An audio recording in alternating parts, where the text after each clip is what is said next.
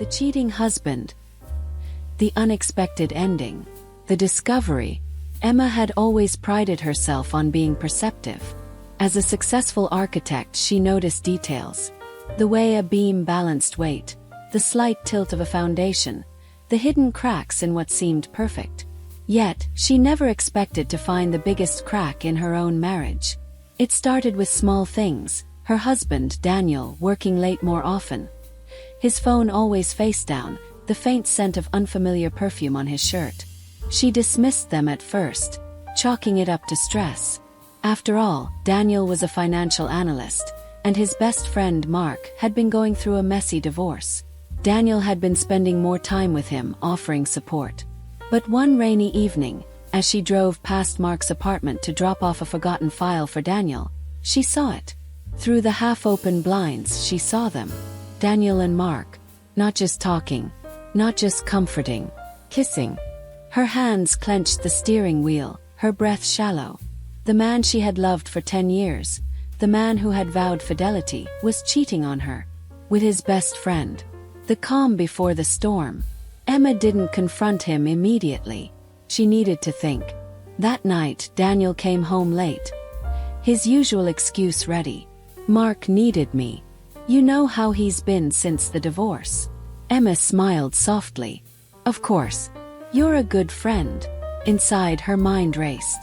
She spent the next few days gathering evidence. Texts, emails, receipts from hotel stays disguised as business trips.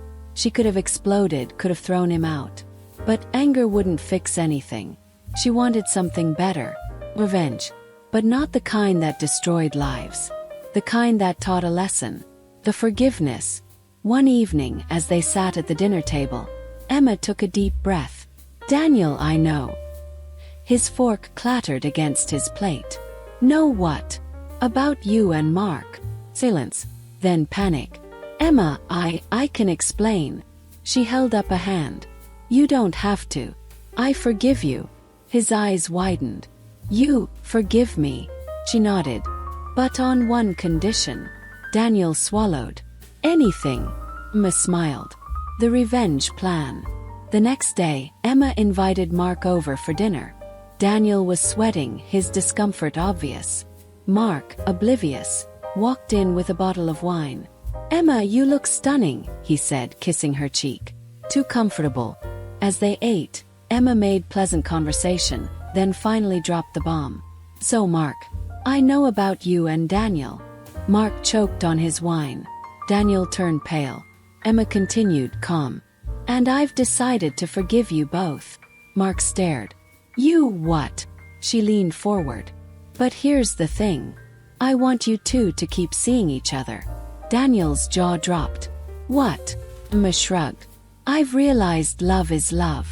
If this is what makes you happy, who am I to stop it?" Mark blinked.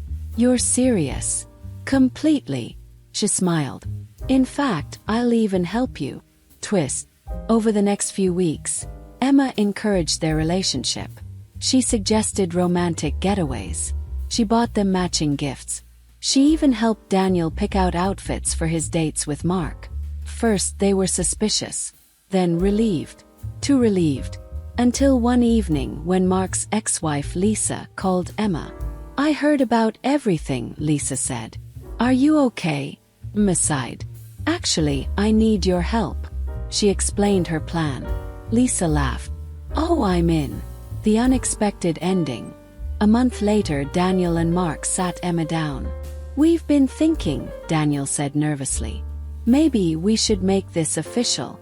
Emma tilted her head. "Official?" Mark nodded. "We want to be together. Openly." Emma feigned surprise. "Oh, well, if that's what you want." Daniel exhaled. "You're really okay with this?" "Of course." She smiled. "In fact, I have a gift for you." She handed them an envelope. Inside were 2 plane tickets. To a luxury resort in Bali. "A honeymoon." Mark gasped. Emma nodded. "Go. Be happy." Tears in their eyes, they hugged her. The next day, as they boarded their flight, Emma received a text from Lisa. "It's done." Emma grinned. "'Cause those tickets." "Wait." And their apartment lease terminated, their bank accounts emptied into a charity fund, and all their belongings donated. By the time Daniel and Mark landed, they had nothing. No home, no money, just each other. Emma's final text to them read, "Love is love. Enjoy your fresh start." Then she blocked their numbers. As she sipped her wine in her now fully hers penthouse, she smiled. Best revenge ever.